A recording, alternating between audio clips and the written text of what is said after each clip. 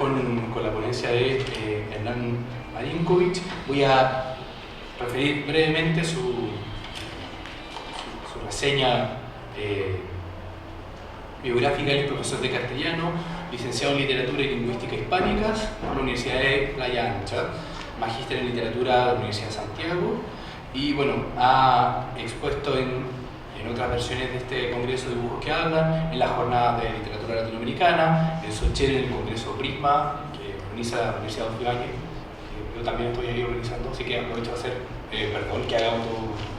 que se organice también este año, y también el Congreso de Humanidades en la UNCE.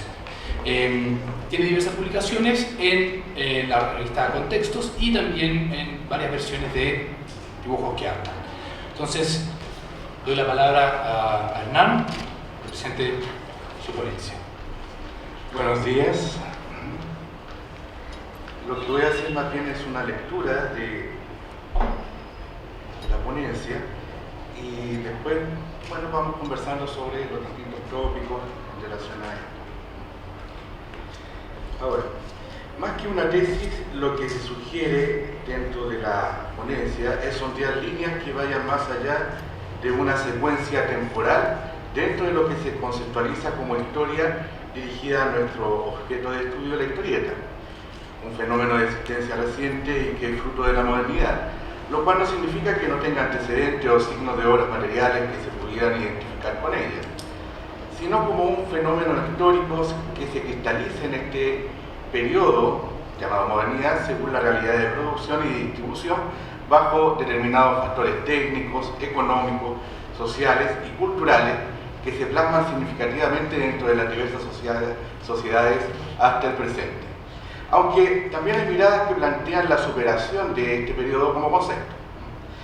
En todo caso, hay que decir que esto es primordial para entender la extensión de la historieta del cómic desde este punto, desde el aspecto metropolitano, posiblemente hacia las periferias, bajo la influencia de un conjunto de situaciones históricas de diverso cuño y que en el caso de Latinoamérica adquiere una dimensión propia con las diversificaciones inherentes a sus áreas culturales, lo que implica una problematización mayor no circunscrita al análisis aislado de obras, sino de una construcción más compleja. Para tantear ese objetivo, todavía distante, nos centraremos en las aportaciones que se pueden recoger desde los estudios literarios, la sociología, la semiótica, entre otros. Es un hecho de que el estudio del cómic como expresión ha tomado mayores aires, se ha densificado a través de diversas miradas epistemológicas, y ahí la historia como concepto opera implementando una serie de estrategias desde cómo se plasma y se concretiza como discurso histórico, aparte de las derivadas sociales que implica su lugar dentro de la cultura actual. Desde una visión un poco más personal, la historia es la construcción de una narrativa que incluye al individuo y al colectivo en aconteceres que son plurisignificativos en la medida en que son modelados culturalmente, es decir, estamos construidos por relatos, que son las formas de representación y organización de la realidad expresada en multiplicidad de líneas ante las experiencias de distintos tipos, involucrando todo el espectro temporal. Es así que al evocar o recordar algo, esto nos ubica en el estar, por lo menos en términos de comparación y en la proyección de lo que puede ser. Y todo ello estableciendo continuidades y también discontinuidades, agregando los niveles de importancia de los eventos pasados desde perspectivas tanto desde el individuo como también desde el colectivo. Ahora, ¿cuál es el estado de la historieta en cuanto a historia? Dentro de Latinoamérica vendría a ser la pregunta de este ejercicio. Una base fundamental para ello es el momento cuando un objeto posee no solo una producción importante, sino también la capacidad de quedar en la memoria de un colectivo y construir un imaginario social, para mostrarnos a través de las imágenes, dentro de esta narrativa, diversos significados. O sea, cuando se considera la importancia de este fenómeno, se establece una de las primeras expresiones dentro de la acción de la historia, en cuanto a metodología: cuantificar, tipificar, recuperar elementos, investigar la densidad de estos el alcance del fenómeno dentro de los aspectos geográficos, objeto de organizar temporalmente las obras, los personajes principales dentro de ellas, las temáticas, sus autores, sus características de producción y distribución dentro de los contextos macros en que se dieron. De ello tenemos trabajos relevantes, por ejemplo una colección de 3 volúmenes realizada por el colectivo Bañadera del Cómic, aunque en su objetivo general dentro del prólogo del primer tomo nos plantea aspectos culturales y políticos que dentro de los volúmenes son nombrados pero no analizados con la suficiente profundidad. Cito: la historia de la historieta latinoamericana no está solamente en sus papeles impresos, está en la memoria de sus gentes, en la calle, en las bibliotecas, en los cruces referenciales de autores, obras y lectores, en los exilios forzados, en las palabras y en los silencios, en los sobreentendidos y los malos entendidos, en la apropiación de parámetros extranjeros, en la fusión de lo impuesto y lo naturalmente propio. Hablar de historieta latinoamericana es, entonces, hablar de injusticia social, de persecución política y liberaciones, de izquierdas, centro y derechas, del ejercicio responsable de la ciudadanía. ¿Es hablar del pasado? Sí, pero sobre todo es hablar del futuro.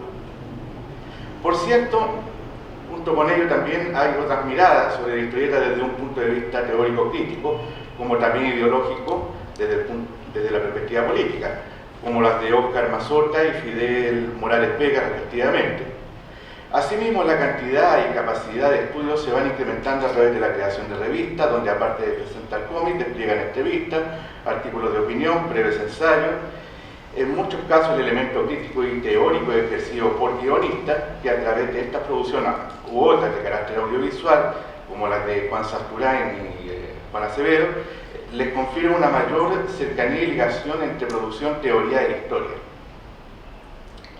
Adicionalmente, podemos notar en los últimos 20 años un mayor aporte desde la academia. Eso se nota en diferentes publicaciones, ya sea como tesis universitarias, artículos dentro de revistas del área de humanidades y publicaciones de libros. Por ejemplo, en México, con El mundo imaginario de la historieta mexicana, de Generado Salpa, o Las historietas en Chile, 1962-1982, de Jorge Rojas Flores. Se analiza en torno, por ejemplo, en este último caso, en torno a 4 ejes. Uno, una explicación de qué es la historieta, algo que últimamente ya no hay, como dijera, una justificación de cuándo nació y qué es lo que hace, es como un elemento ya superado. Pero es importante el conjunto de factores de producción y distribución dentro de su contexto, la catalogación y tipificación temática y sobre todo el análisis de los contenidos. Es por lo anterior que a partir de lo realizado pueden plantear una serie de niveles que pueden aportar al estudio histórico del cómic latinoamericano. Por ejemplo, enlazándolo con una producción teórica y metodológica que se ha aplicado ya a la literatura de la región. Un caso, por ejemplo, que se podría ocupar es a partir del texto La ciudad letrada de Ángel Rama, que se centra en la construcción de la urbe desde la letra, donde la producción discursiva es desde la ciudad y para ella, originando a su vez la construcción de un Estado-nación. Sin embargo, cuando esto se traspasa a la historieta, ocurre que la ciudad letrada no es sinónimo de la ciudad dibujada. En principio hay un plano, pero después en la historieta esto toma un sentido más del cotidiano. La ciudad no implica necesariamente un orden, no un orden legal, no un orden constitucional, sino que más de las veces la subversión, lo contrario, lo diferente dentro de la cotidianidad de esta ciudad. En mis primeros trabajos en torno al cómic, me fijé en su importancia como un elemento constitutivo de la ciudad en relación del imaginario social en Chile y, por extensión, hacia áreas culturales de Latinoamérica. Porque si bien la ciudad puede no estar físicamente en el dibujo, sí lo está en el sentido de la narración a partir de lo que es su fundamento como producción y distribución dentro de la modernidad. Y en ese caso, ¿cómo no acordarse de otro tipo de letra y dibujo aunado, como la literatura de cordel? Y en el caso de Chile, lo que es la lira popular. En el nordeste de Brasil, obviamente, a otro tipo de expresiones. O sea, Se puede estudiar el espacio urbano en razón de su materialidad, de su intangibilidad, de su espesor cultural, de su realidad material, así como de otros elementos fuera de los personajes en sí mismos, desplegando una serie de conexiones con las mentalidades de una época, y en esto puede haber diferentes interpretaciones según sean, digamos, los puntos que vayamos tomando, desde la hibridez, la heterogeneidad, las mediaciones, la transculturalidad, etcétera, etcétera. Lo anterior tendría la ventaja de un desarrollo que adaptaríamos a nuestro objeto de estudio, incluido el aspecto de sus problemáticas en razón de la conceptualización en Latinoamérica, que dentro de las pesquisas en torno a la imagen nos pueden entregar diversas nociones, como en el caso de Miguel Rojas Mix. Sobre todo cuando esta producción, dentro de su continuidad temporal, establece cierto grado de convenciones, tradiciones, pero que también va mudando de formato y soporte, y cómo estos deslizamientos van adquiriendo expresiones culturales y políticas ya más diferenciadas. Este posicionamiento en relación a la identidad y la otredad implica una búsqueda de significados como arte, pero también como expresión social y material de nuestros países. Desde ello se ha planteado en el discurso crítico, en relación a la literatura, una estructura de unidad diversificada en torno a lo que se entiende como literatura latinoamericana, donde las mediaciones son importantes, mediaciones y apropiaciones. Lo mismo podríamos aplicar en torno a la historieta. Por otra parte, tenemos teorías que desde la historia y la sociología se han adecuado a la realidad latinoamericana, como el estudio de los movimientos sociales e indígenas, por ejemplo, a través del colonialismo, es decir, cómo operan las metrópolis en relación a los países de la periferia, pero también desde la centralidad de estos mismos países periféricos hacia las comunidades indígenas. Adicionalmente a esto, hay una serie de estudios que establecen aspectos de análisis cultural, ¿ya?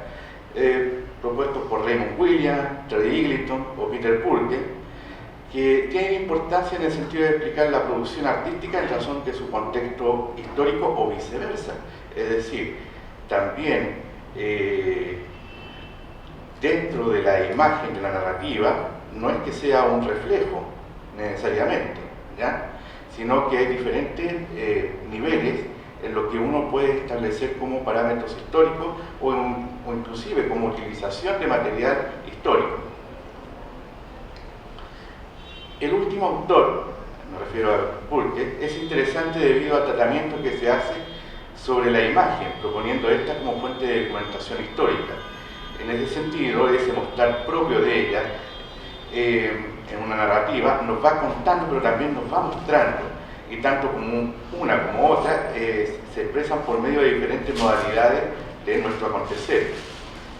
Voy a colocar un ejemplo. Nos puede gustar ser fanáticos de una historieta de Marvel, digamos Spider-Man, pero no nos podemos encumbrar a un símbolo nacional o de un área cultural latinoamericana. Podemos sí, a partir de la modernidad, plasmar que su narrativa toca ciertas problemáticas que son globales, pero no locales, ni tampoco dentro de un área regional latinoamericana. Hay elementos de referencia, pero no lo podemos encubrar a símbolos. De hecho, dentro de nuestra área cultural, el género de los superhéroes, que ya se había tocado ayer, obedece a menudo a parodias o aspectos cómicos en distintos grados. Ahora, eso no significa que sea algo que rebaje, al contrario, lo realza. Esa parodia, esa sátira, tiene que ver con simplemente una contraposición a estos modelos que son más globales. Las producciones, ahora últimas, que quedaron en la memoria, de tiempo y procesos significativos, van superando la finalidad de entretener. Estamos hablando de la producción que se ha realizado en torno a la novela gráfica, ¿ya? No buscan ilustrar, no buscan enseñar o publicitar. Hay miradas más profundas. Entonces tenemos ejemplos como en México, el hito de la historia, otras que funden aspectos artísticos como Lo mejor del día de Isabel Elizondo, o el documento que explora toda la violencia peruana, ¿ya? del periodo 80-84, con Sendero Luminoso y el gobierno peruano de la época. Los gobiernos peruanos.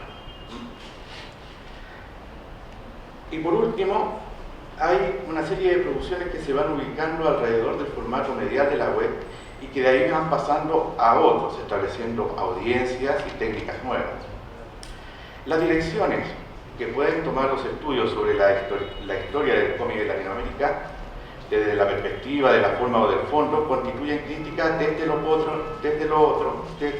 propio también, pero sin dejar de lado las aportaciones de la modernidad y por supuesto no caer en la fragmentación del discurso más globalizado que ya ha quedado más atrás, que estaba encarnado por el posmodernismo. Por último, esta escritura que he realizado para este evento ha sido en el momento en que nuestro país está conmocionado. Esta escritura escalonada por las diversas manifestaciones que buscan un sistema cambiarlo, se va posicionando muy dinámica y vertiginosamente en relación a las percepciones simbólicas del poder. Las estatuas caen, cambia la toponimia, lo que era aceptado socialmente como válido en la estratificación social es fuertemente cuestionado. La comedia en su sentido serio y político es generalizada, y así como la épica colectiva también está relacionada con este aspecto de la comedia. Este momento gráficamente ya está siendo dibujado y seguramente será presentado como relato extenso que serán parte de la historia en su forma más amplia, permaneciendo en nuestra memoria, pero también van a permanecer en la forma de la historia dentro de lo que es la historieta y la gráfica dentro de Chile. Muchas gracias.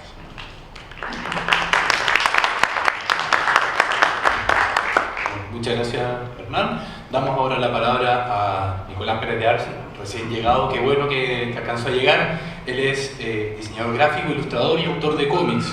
Ha publicado diversos libros, entre ellos Inventario, Ojo de Vidrio, El Tesoro del Hospital del Salvador, y también ha publicado en revistas de manera independiente. Es co-creador de la revista de cómics autorales Ñachi, y ha publicado también trabajos en la revista Sudamérica, el libro Monoserios, Tributo a Trauco. Ha publicado también en Blanco Experimental, un libro muy interesante, Taco de Ojo, y entre otros. Fue curador de la parte chilena de la exposición de Comic Strip, Passion Strip, realizada en Matucana 100 y Maison Folie en Bélgica. El título de su ponencia es La novela gráfica contra el fanzine. Así que damos la palabra a Nicolás.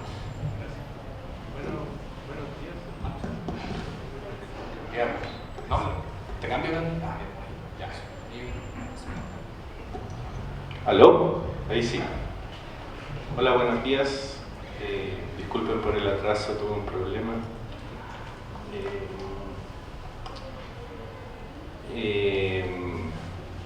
Bueno, las imágenes que van a ver atrás corresponden a distintos autores chilenos que algunos de ellos son bastante conocidos dentro del medio de los cómics, pero no salen de ese medio. Es de lo que voy a hablar un poco. Son autores que quería destacar, que me parecen interesantes, que están produciendo hoy en día. Voy a partir con una cita de Gilles Deleuze, que pasa sobre el cuerpo de la sociedad. Flujos, siempre flujos. Y una persona siempre es un corte de flujo. Una persona es un punto de partida para una producción de flujos, un punto de llegada para una recepción de flujos de todo tipo, o bien una intersección de muchos flujos. Si una persona tiene cabellos, esos cabellos pueden atravesar muchas etapas. El peinado de la joven no es el mismo que el de la mujer casada, no es el mismo que el de la viuda. Hay todo un código del peinado. La persona, en tanto que lleva esos cabellos, se presenta típicamente como interceptora con relación a los flujos de cabellos que van más allá, y más allá su caso y sus flujos de cabellos están ellos mismos codificados según códigos muy diferentes. El código de la viuda, el código de la joven, el código de la mujer casada, etc. Finalmente, ese es siempre el problema esencial de la codificación y la territorialización. Codificar los flujos y como medio fundamental, marcar a las personas. Pero entonces, más que para marcar a las personas en medio aparente, lo es para la función más profunda, a saber, una sociedad solo le teme a una cosa, el torrente. No le teme al vacío, no le teme a la penuria, no le teme a la rareza.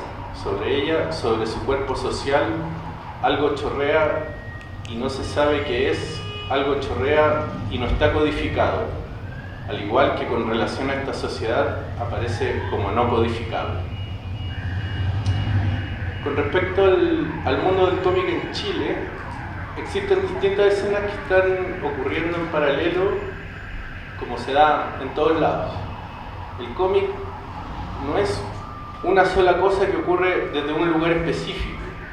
No hay una institución o industria que tenga el corazón del cómic en sus manos. Se puede decir que distintos tipos de cómic corren por caminos distintos. Así está la escena de las editoriales literarias, que está apostando por el cómic hecho en Chile, exportando cómic chileno, pero también hay escenas que se mueven por otros canales, como el manga, que está más ligado a los encuentros otaku, al anime, al cosplay, o como la escena de superhéroes o de géneros norteamericanos, el fandom, como lo llaman los gringos, que tiene que ver con instancias como la Comic Con y las librerías especializadas de cómic.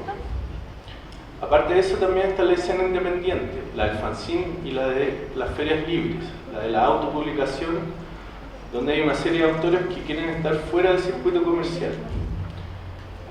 Estas escenas a veces se intersectan, no están separadas del todo, se mezclan, se reconocen, pero en general corren por carriles separados y cada una de ellas siente que ahí está el verdadero cómic. Sobre las editoriales, el medio del cómic de los últimos años ha venido ajustándose progresivamente a la política de las industrias culturales, implementada actualmente en todos los ámbitos de la cultura y del arte. Esto se puede entender como la producción cultural como un bien de consumo. Se busca generar industria rentable a través del arte. Las instituciones, el Ministerio de la Cultura, por ejemplo, ha entendido y considerado al cómic como un medio formativo y como una manera de fomentar la lectura en niños y jóvenes. Esto es correcto en términos prácticos y políticos, pero se queda corto en términos culturales. El cómic bien pudiera cumplir otros roles si se quisiera. Podría perfectamente ser educativo, pero enfocado en temas adultos, por ejemplo. O que se ocupara como fomento para la comprensión visual antes que la lectura, por ejemplo. Si se tuviera conciencia de esas potencialidades del cómic. Aquí yo parto de la base de que el cómic es un medio maduro capaz de representar cualquier contenido y comúnmente me topo con que en Chile oficialmente se entiende a partir de los géneros más comerciales y tiene un enfoque infanto-juvenil, que son como ideas de mercado final. Persiste la idea del cómic como entretención juvenil, que ahora se valida en su capacidad para hacer más entretenidos aburridos temas de estudio. Así el medio se ha ido conformando en marca sectorial, que es un término de las industrias culturales. Se ha potenciado a las editoriales mediante apoyo a la publicación como el Fondo del Libro, que se ha ido ajustando cada vez más esta idea de industria cultural, apoyando preferentemente a editoriales antes que artistas, lo cual es como contradictorio, me parece a mí, que un fondo de cultura como que apoya a la industria. O fondos para la pequeña y mediana empresa. Los autores y en general el cómic en su dimensión más cultural, esto es, en su capacidad autopropositiva como medio de expresión cultural, se han visto postergados, relegados a ser testigos como se privilegia un tipo de cómic más cercano a las tendencias internacionales del mercado. La producción autoral local de repente queda sujeta a esta lógica. con nuevos autores muy jóvenes que aparecen, que hablan de su vida cotidiana y de problemas de la vida real, que reniegan, ignoran o no tienen mucha relación con el medio tradicional del cómic y que a la vez son éxitos de ventas, que aparecen invitados a matinales de TV y son conocidos transversalmente por un público que no necesariamente lee cómics, lo cual es súper inédito, no pasaba antes, digamos. Me refiero, por supuesto, a los autores del boom de la novela gráfica. Malik, Isol Díaz, Catalina Wu, Gabriel Ebensberger, Nati Chuleta, por citar algunos, y en alguna medida Mala Imagen también, aunque él no hace novela gráfica, su humor gráfico. El problema es que el poder de gestión de las grandes editoriales secuestra la atención de los medios y se comienzan a repetir los mismos nombres una y otra vez, como si no hubiera más donde indagar. Sin desmerecer la calidad de estos autores, que me parecen bien, está latente la pregunta por si esto es lo mejor que tenemos y por qué estos autores están por sobre otros.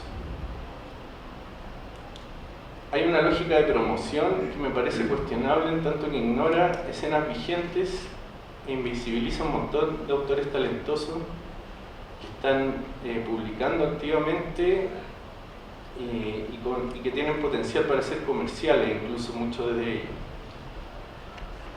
Editoriales que se dedican exclusivamente a la publicación de cómic chileno, o sea, editoriales de cómic chileno, como el caso de Visuales o de Acción Cómic, por poner un par de ejemplos diferentes, con títulos que de hecho tienen buenas ventas, como es el caso del Maestro Gato de Visuales, quedan relegadas a los nichos de los fanáticos del cómic, a las ferias especializadas, qué sé yo. El público en general no conoce estos cómics. No son muy conocidos y no tienen la misma atención mediática que tienen las editoriales grandes que se aventuran a publicar algo de cómic. Pero de los medios de comunicación, como se ha visto en el último tiempo, no se puede esperar mucho.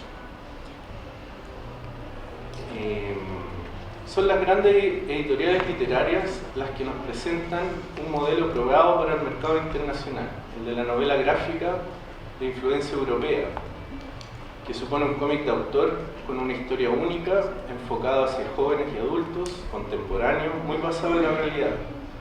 Esto editado como libro con lomo, pensado para venderse en librerías. Es el renacer del cómic de la mano de la industria literaria. Esto tiene que ver con un fenómeno que ha ocurrido en todas partes del mundo, que en los 90 empezaron a morir las revistas de kiosco, las revistas serializadas, y el medio del cómic se reinventó como novela gráfica. El cómic, digamos, el nuevo cómic ya no se compra en los kioscos, se compra en las librerías. Eso es básicamente otro mercado. Este modelo pareciera no dejar mucho espacio para otro tipo de visiones, como los géneros clásicos o alternativos. No deja mucho espacio para la ficción, por ejemplo. Tampoco para los costumbrismos locales, menos la escatología.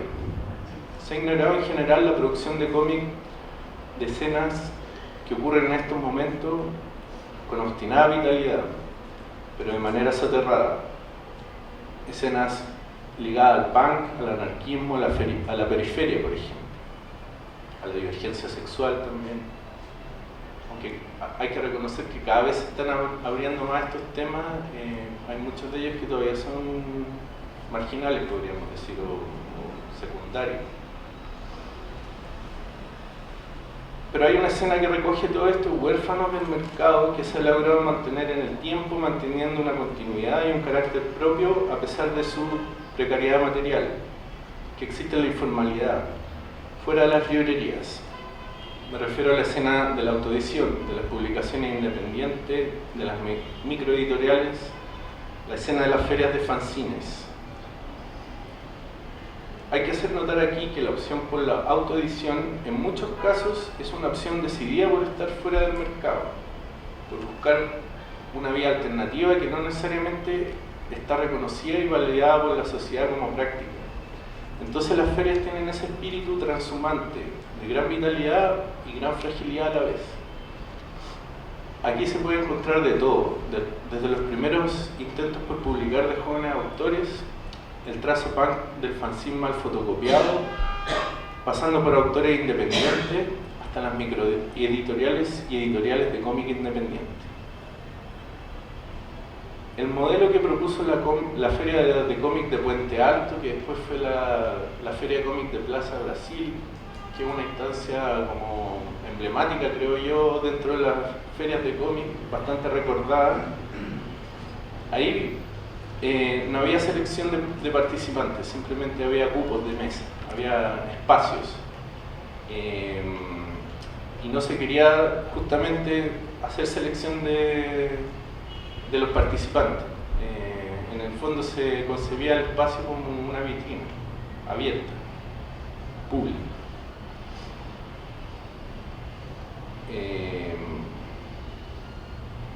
Bueno, hay que precisar que la feria también es una instancia que se ha ido como cristalizando y hoy en día hay ferias que se pagan, algunas bastante caro, pero yo estoy hablando como del origen de estas ferias cuando eran totalmente gratuitas. Al no estar la feria libre sujeta a la competición que impone el mercado, ella propone justamente esta relación, el de la convivencia de estilos y realidades de producción sin jerarquías. A mí me tocó participar en algunas ferias y existe esa ética, se entiende de esta forma el espacio común. Ningún autor es mejor que otro. Uno vive y entiende ese tipo de relación estando ahí. Todos tienen su lugar asegurado y eso es suficiente. Hay mucho intercambio de material, hay trueques, regalos. Una feria es una cuestión de relación humana que es fundamental. La feria es encuentro. Algo de la vieja escuela, maestro-alumno, de aprender el oficio, aún persiste ahí también. Es el encuentro de los autores más viejos con los más jóvenes. La feria también es un espacio de memoria, de archivo, en que las publicaciones aparecen y se encuentran. Frente a la competición, la feria propone un espacio de visibilidad, de vitrina pública, pone el valor en que el cómic exista como discurso y circule. Frente a la lógica competitiva hay una lógica colaborativa. Frente a la homogeneización de los formatos de edición hay una diversidad inabarcable. Frente al corte editorial de contenidos hay una sana anarquía temática. Todos esos elementos me hacen pensar en que existe una escena cultural particular que da cuenta también de un tipo de cómic que se genera ahí, en concordancia con el espíritu de libertad que se busca. La experimentación, la gráfica sucia, panqueta, trans, grosera, garabatera, sexualizada, la denuncia social, la autobiografía, el hentai, la experimentación gráfica, el cómic abstracto, la revista objeto de tiraje limitado, las historietas raras, veganas, de autocultivo. El cómic de la calle nunca encontró espacio en la bien pensante elite del campo editorial. Estos contenidos no los encontrarán en ninguna otra parte. Así sentenciaba Jorge Pato Toro en una frase que no se me ha olvidado. Y es que la feria de fanzines va siempre 3 pasos adelantada en propuestas. Todo ello se gesta y circula en ferias de forma libre, anticipando una libertad creativa que podría verse reflejada en el campo editorial si tan solo se abriera lo que está sucediendo. Es justamente Jorge Pato Toro, uno de los gestores de la Feria de Cómic de Plaza Brasil, el que presenta una alternativa, creo yo, de difusión cultural del cómic actual, con su serie de capítulos, globitos y viñetas, da cuenta del panorama de la producción actual, de espacio de visibilidad de autores que no necesariamente son tan conocidos, pero que están produciendo, y que algunos de ellos no han publicado incluso, y otros sí.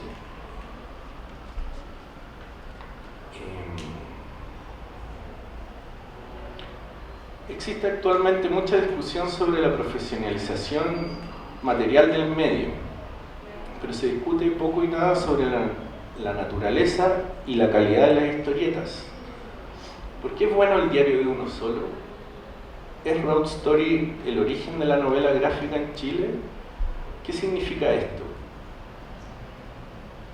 ¿Por qué parece ser invisible en las aventuras de Jaime Pardo? ¿Es el gay gigante lo mejor que se ha hecho en los últimos años? ¿Por qué? ¿De qué forma? ¿Quién está valorando estos trabajos? ¿Son lo mejor que tenemos como medio? ¿Dónde se da esta discusión? ¿Existe esta discusión? ¿Qué dicen los autores? ¿Qué dicen los lectores entendidos? ¿El público en general? ¿Quién es ese público?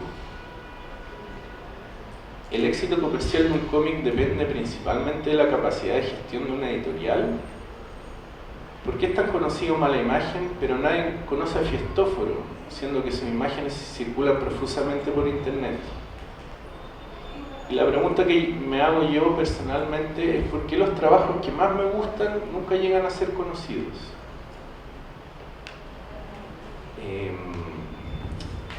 Hoy en día, en medio de un estallido social que obliga a repensar las relaciones, vale la pena preguntarse, si no hoy, si no es aquí, cuándo y dónde, de qué cómic estamos valorando y por qué. En la era digital en Chile aún es posible hablar de un under, porque los temas de la demanda social, creo yo, también son los temas que encontramos hace tiempo presentes en el cómic. Y la lucha por la dignidad debiera ser nuestra lucha por dignificar aquellos trabajos que nos reflejen e identifiquen. Y eso no debiera estar a merced de los vaivenes del mercado. Se debiera proteger y nutrir nuestra cultura, de la misma forma que se debiera invertir en innovación y capacitación en otras áreas, por ejemplo. Eso es. Gracias.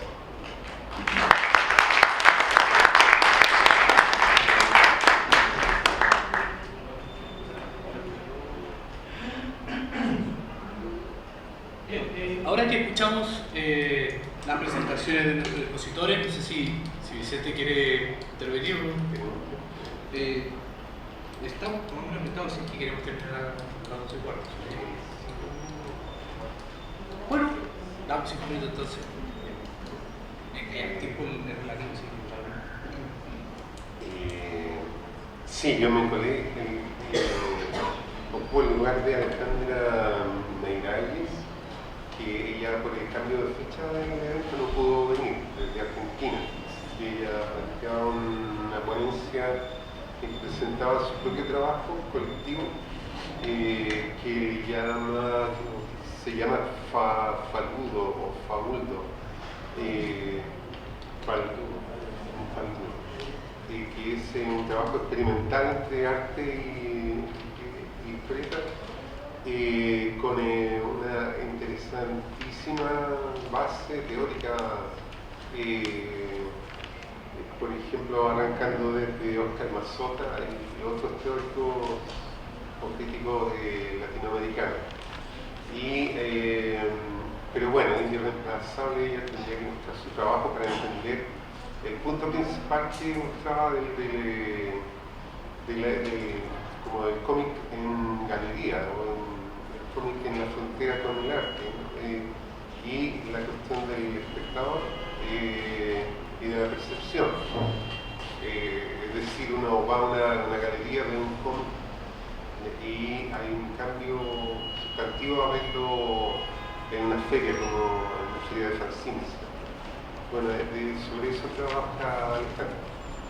Y quería aprovechar el tema de la mesa en nuestro segundo libro, Dibujos que hago, en el mesón, y nosotros llegamos a la conclusión, sobre todo en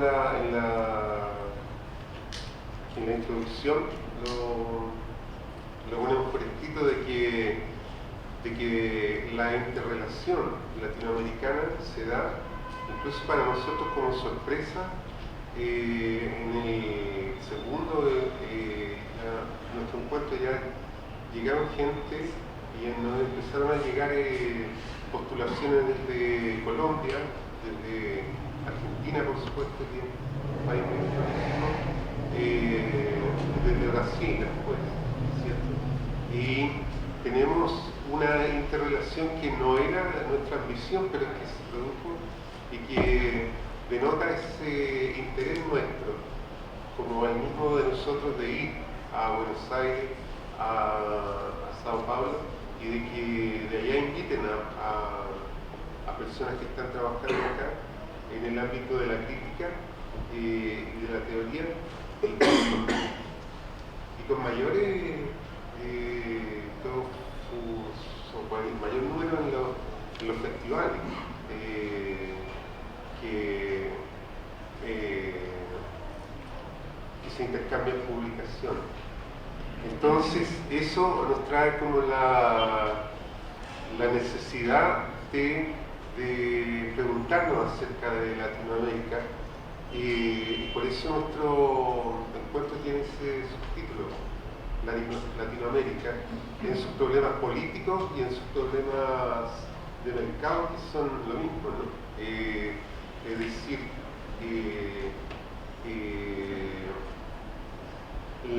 por ejemplo, la dimensión teórica de la que habló Hernán, y la práctica de lo que se hace, de los públicos, de los mercados, de las editoriales, que es tan fuerte y que da lugar, o debería dar lugar, a la reflexión crítica y la necesidad de la crítica. Entonces nosotros nos encontramos en ese momento de que necesitamos la pregunta misma de si es importante tratar de definir un campo que sea nuestro, que sea latinoamericano o no, solucionar esas preguntas. Porque ayer, por ejemplo, el tema de los superhéroes que trató María Angélica Rivera, es inmediatamente sensible para uno y otro lado, ¿cierto? Hay gente que los defiende, hay gente que los detesta, y esas reacciones tienen un nivel teórico, es decir, un nivel de pensamiento que necesita más, necesita fundarse, al igual que todos nuestros temas. Como decía Hernán, hay teóricos que se preguntan, como los de la bañadera del cómic de Argentina, ¿cierto? Que ellos han hecho una excelente historiografía de cada país de Latinoamérica. Ellos dicen, bueno, cómic latinoamericano, política. Inmediatamente estamos hablando de política y estamos hablando del futuro. Hay otros, hay una constatación, por ejemplo, en la revista de estudios latinoamericanos de la historieta, la revista cubana, uno de los aportes más extraordinarios en que uno ve allí las coincidencias entre los diversos países, porque se trata de diversos historiadores y estudiosos que historian sus países. Puerto Rico, lo extraordinario es que están todos los países en los contextos que nos parecen muy lejanos. Centroamérica, Sudamérica, México, etc. Y en ellos encontramos similaridades y encontramos esa suerte de aislamiento.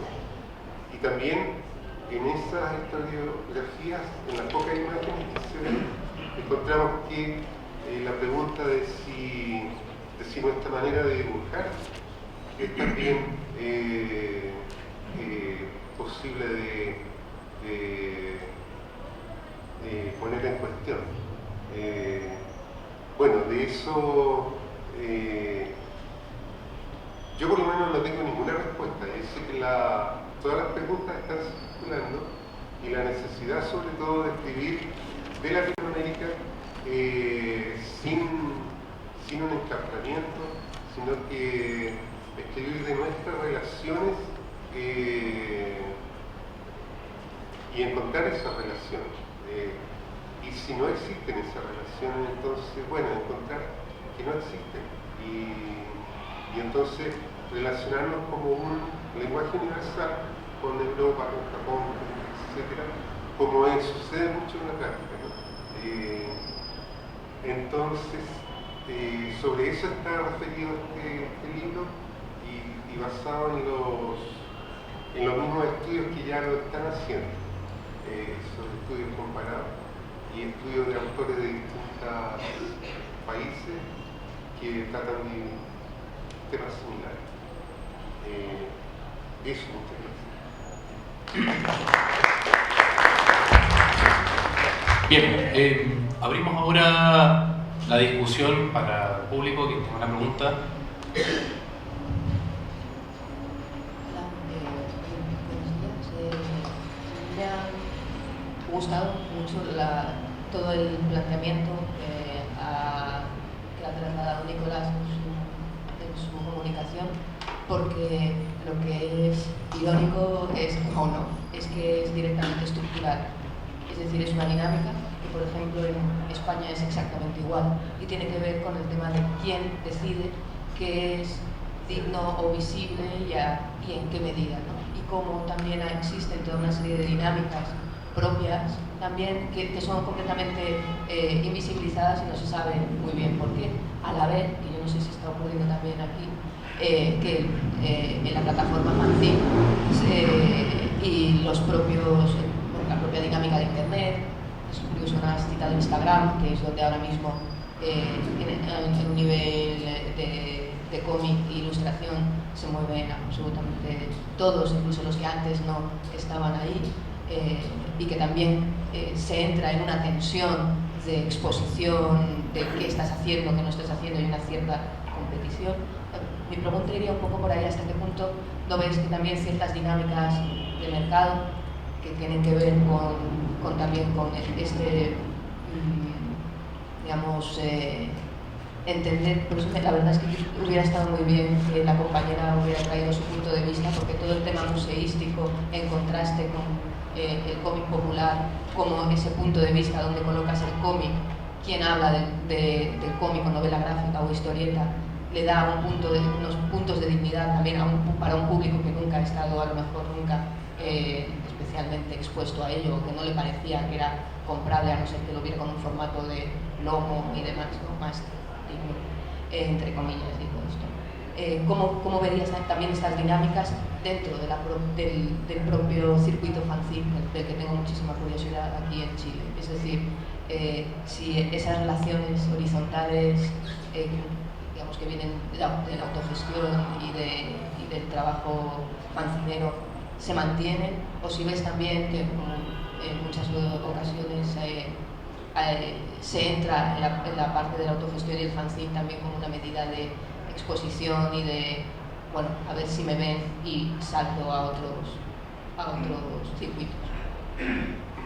O sea, yo creo que hay de todo.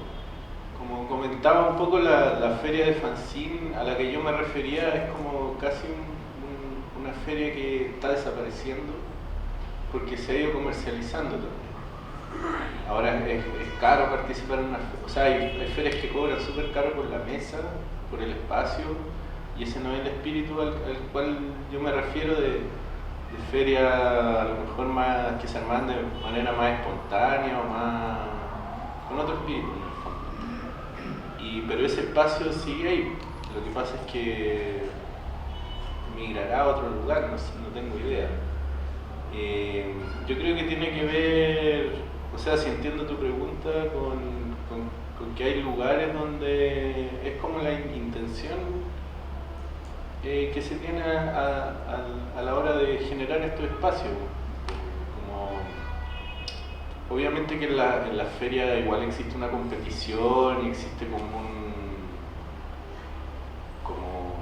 como el ego del artista, pero lo que yo intentaba referirme en mi texto es que yo veía en las mismas ferias como los autores decían: no, este se cree mejor que el resto, como que lo bajaban un poco. No, este tipo se cree el mejor, entonces como que no hay que pescarlo, hay que dejarlo ahí en su locura,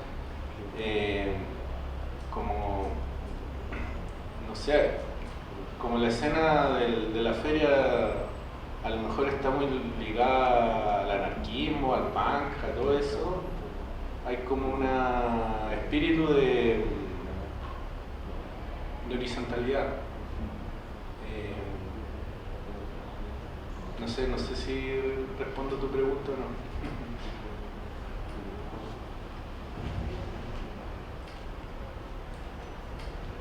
Un poco hablaba al principio de los espacios no codificados, un poco para referirme a eso, como... Pero son espacios que también ven muchas veces un cierto ánimo. Yo entiendo el espacio, pero creo que el espacio muchas veces también somos nosotros mismos, ¿no? O sea, cómo llevamos el sistema muchas veces en el propio código. Eso me parecía súper interesante y potente, que todavía ese espíritu tan, por así decirlo, no sé si puro del fanzine, pero tiene que ver un poco con una idea del fanzine y de la autopublicación, que es curioso porque al menos sí en los últimos tiempos, y en parte también con internet haciendo que en el fondo sea casi como muy difícil, que no haya una porosidad de estilos, que no haya una identificación y demás. Quiero decir que si para mí me parecía súper interesante saber si de verdad eso todavía se mantiene, porque creo que Internet ha sido una de las... Internet y el tema también incluso de... Quiero decir que gente que haga en un sentido el fanzine por hacer el fanzine, que es algo como ya a día de hoy te diría enseguida que si eres tonta por hacer algo así, ¿no? Pero no, las cosas se hacen nunca como fin, sino como medio para, ¿no? Que es un poco este pensamiento capitalista que llevamos todos de una manera más o menos consciente del tema, ¿no? A fin de cuentas, en la academia pasa igual. No haces una comunicación porque sí, sino porque luego te va a revertir en una serie de temas, ¿no? Entonces, era un poco en esa idea, porque me sorprende, quiero decir, hay esperanza, a mí me sorprende para bien. Y desde luego también tiene que ver con el tema que tú has citado de la mesa, que es la crítica. Es decir, la crítica ¿dónde está aquí? Se molesta en mirar, en ver, en por qué se habla de unos y de otros, ¿no? Y lo de siempre, que sostiene cada producto cultural, si lo llamamos así.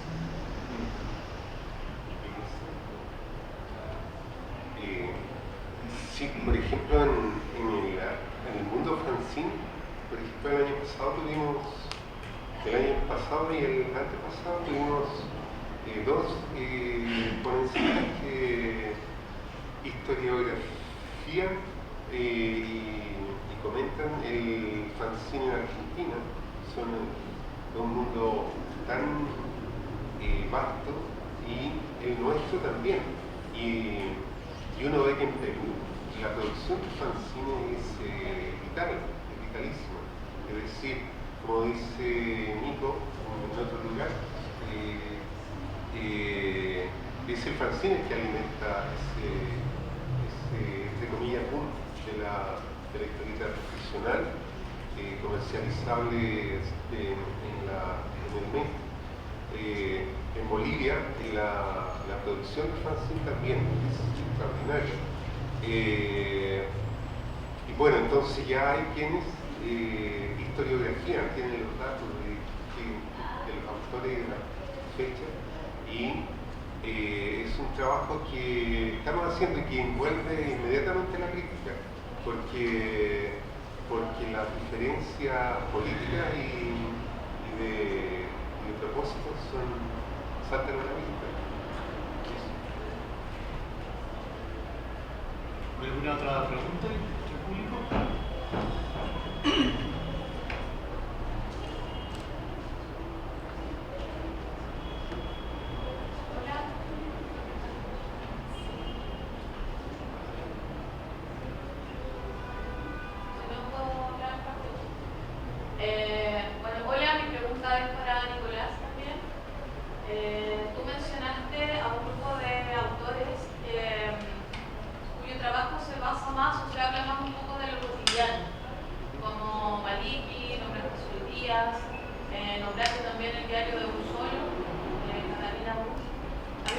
quería preguntarte cuál es la crítica que tú realizas, cuál es la crítica hacia el trabajo de ellos. Me refiero a por ser un trabajo más simple quizás, que habla de lo cotidiano. ¿Cuál es tu crítica hacia esto? O sea, la crítica que yo quería hacer no era a los autores, era como al medio editorial. Que, como decía, los autores no me parecen mal ellos, pero me parece mal que siempre sean los mismos, como que son los autores oficiales del cómic chileno. La otra vez estaba consultando una página española que hablaba del boom de la novela gráfica en el mundo, y hablaba que una de las características era que se estaba produciendo novela gráfica en países donde no había una tradición de cómic antes, ¿cachai? Y citaban a Chile, citaban a la Maliki, citaban a la Sol Díaz, que están bien, pero por ejemplo, en esa misma línea me parece a mí más interesante el Eduardo Andrade, que nadie lo cacha porque publica él mismo sus materiales, es súper interesante. Tampoco quiero como ponerlo en una balanza a los autores, lo que digo es que ahí donde hay esta cosa, hay esta otra, es como la punta del iceberg. En el fondo tu crítica sería como a quién define, Claro. el público que define los autores que están más en boga porque son más conocidos. Sí, como que hay un espacio de visibilización que tiene que ver con el mercado, que yo me imagino que son las editoriales las que llegan a los periodistas. Bueno, ahí comentaba también que yo vi a Catalina Wu y al Gabriel Ebensberger en matinales de la tele, y eso nunca antes había pasado, que al Carto lo invitaron a Extra Joven en los 80, y sí, sería. Entonces, es como... Obviamente hay una moda de la novela gráfica que viene de Europa, que viene de Estados Unidos, que pasa en todos lados. Entonces las editoriales como que replican eso acá y agarran a estos autores y lo instalan. Pero se pierden un montón de autores que no necesariamente calzan con ese modelo, pero que me parecen súper interesantes. Gracias. Estamos un poco cortos de tiempo y tenemos que ir cerrando la sí. Yo quería solo aportar que hay que ponerse del otro lado también, o sea, las editoriales no están buscando generar arte. La gran mayoría están haciendo un negocio que les interesa la parte artística, ciertamente, pero entre publicar un Maliki, que yo sé que va a vender 500 ejemplares los 2 primeros años, y publicar a Andrade, que yo sé que no va a vender 50 ejemplares en 2 años, y yo tengo que publicar 1000, entonces voy a preferir publicar a Maliki. Y ya existe su nombre y todo. Entonces, ¿cuál es el camino? El camino es ir por el lado, y el por el lado es, por ejemplo, los denostados fondos públicos, ¿no? Que para eso están. Yo puedo publicar un libro que me permite que una persona desconocida me presente una obra y sea escogida. Yo como editorial no voy a publicar si están los fondos para ello. Después veremos si sale. Yo tengo varios libros en mi editorial en otras colecciones que yo sé que no se van a vender. La reedición de ese trabajo 1924. Yo sé que no va a ser un exilio, no es Maliki, no es mala imagen, pero si no es por los fondos, yo no lo publico. Aunque tenía los derechos, tenía toda la obra, yo no lo voy a publicar si no es de uso. Pero eso por un lado, o sea que también hay que pensar en que es una industria. Buena o mala, pero es una industria. Existe el camino del arte y existen los caminos de la industria. Y lo otro interesante, claro, es esa página que tú mencionas, donde nuevamente se olvida que Chile tiene una tradición de ilustración y de historieta, pero grandísima. Que no viene de, o sea, no nació el 80 con Trauco, ni nació el 2005, 2004 con la novela de Juguete. No, viene muchísimo antes y lamentablemente somos nosotros los que estamos llamados a nuevamente a mostrar que existe, que somos tratados de hacer. Yo personalmente, Claudio Aguilera, Jorge Bucalegre, etc. Estamos trabajando en decir que eso es mucho más. Y para allá vamos. Esperemos que en algún minuto sea conocido más mundialmente que hay una historia, hay una tradición que se arrastra desde el comienzo del siglo XX, que no hay, ¿no? Con la el humor. Eso. ¿Viste que era una? ¿No? Sí, ya.